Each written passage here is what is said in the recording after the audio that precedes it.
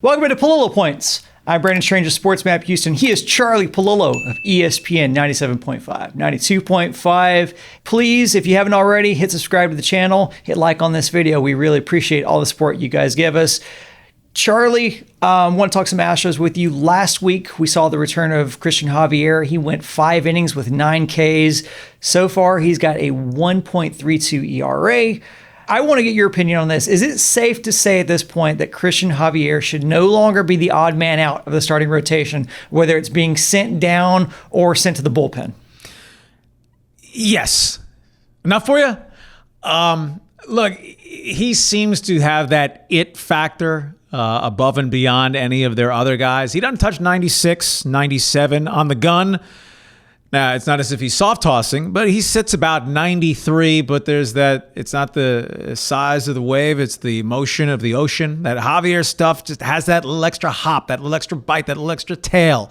And as long as he has command of it and doesn't run into walk issues, kind of thing that really has held back Lance McCullers from fulfilling all of the potential that his pure stuff would seem to indicate is available to him. Javier should be a mainstay. And I believe on one of these subscribable Sports Map YouTube videos a couple of weeks back that I said that as the longer play, I would buy Javier stock over Urquidy stock, and certainly nothing we've seen from Christian Javier in any of his early season outings would deter me from that. Good news, video of Framber Valdez pitching hit social media a few days ago, and obviously the bad news is Jake Odorizzi is now injured, the severity of which is unclear. With Framber's timetable for return still in question, with the obvious lack of pitching depth on this team, do the Astros, they have to err on the side of extreme caution in bringing Jake back, right?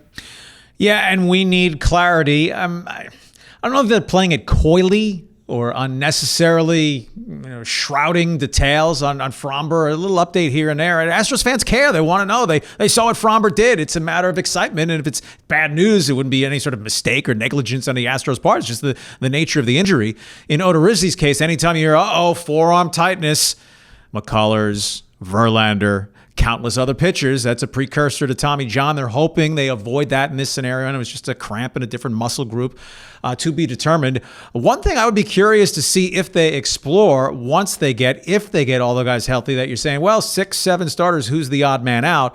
With so few of them reliably able to go deeply into games, and their bullpen just rife with question marks and shaky performances, something they've explored at a couple different points in the minor leagues. They call it piggybacking starters, where if you say you paired Urquidy and Odorizzi, hoping to get 3 innings out of one, 4 innings out of the other, that you're just using your best pitchers more than calling on relief pitchers who generally, if you're not a starter or a back end of the bullpen reliever, it's because you're not good enough for one of those roles. So you're having more innings consumed by middle innings guys playing the mix and match game, right? The struggles of Joe Smith and Brooks Raley and other guys who you just don't have that kind of confidence level. If you have 6 or even 7 healthy starting pitchers that you'd say, I'd rather have them eating innings, that would be one way to at least consider it, particularly when you get to stretches of schedule where you're playing 14 days in a row or 16 days in a row without an off day, where you need at least 5 starters, 3 full turns through the rotation.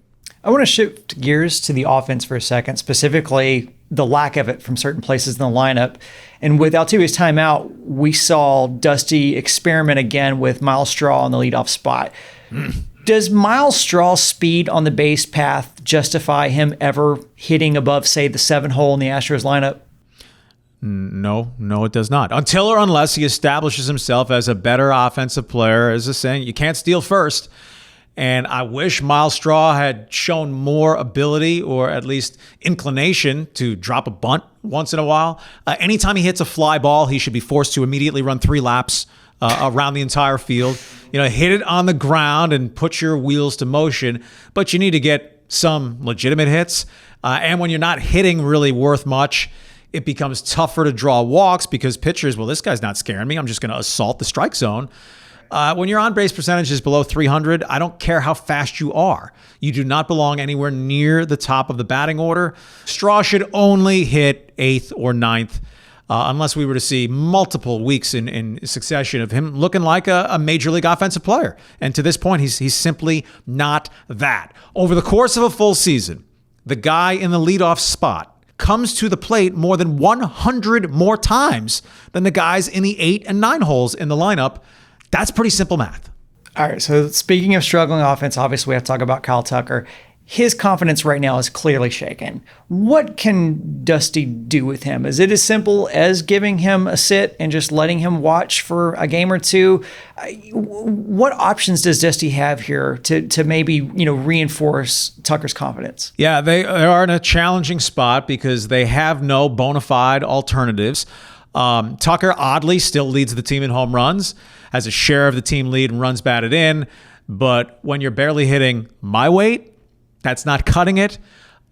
He does look lost in the box. You could just see the frustration with all the strikeouts. Sometimes you have to deal with failure before you can get to whatever your ultimate level of success will be. And unless he personally is really thought to be considered to drag down the Astros lineup, you can drop him to 6th. Really can't go any lower than 7th when you have Straw and the catchers who should always be in some combination, 8 and the 9 spot.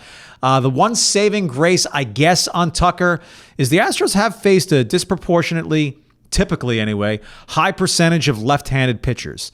In 2020, he was excellent against right-handers. He was awful against left-handers. Now, in the minors, he did pretty well against lefties. Well, Toto, you're not in Kansas anymore, and you're not facing minor league left-handers anymore. But who would be the guy to take Tucker's playing time? There's not a right-handed bat. Chas McCormick would not seem to be that guy. They'd say, all right, Kyle, sit down.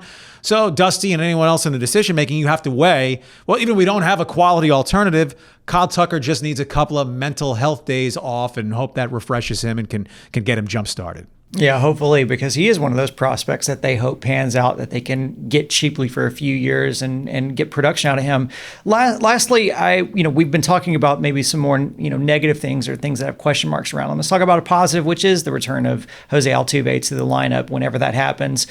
Dusty Baker has kind of struggled with what that answer is, replacing George Springer at the leadoff spot, and obviously Altuve was there at the beginning. We saw Correa experiment. They put Correa there while Altuve was out, and he really did well in that spot. What would you do if you're Dusty Baker and you've got Altuve coming back? Do you just plug him right back into that leadoff spot and push everybody down? How would you handle that? I would think Altuve is the guy in 318 in the limited at-bats before he was sidelined with the batting average. If Altuve is going to hit well north of 300, the fact that he's not a high walk-drawing guy, the on-base percentage will still be pretty good.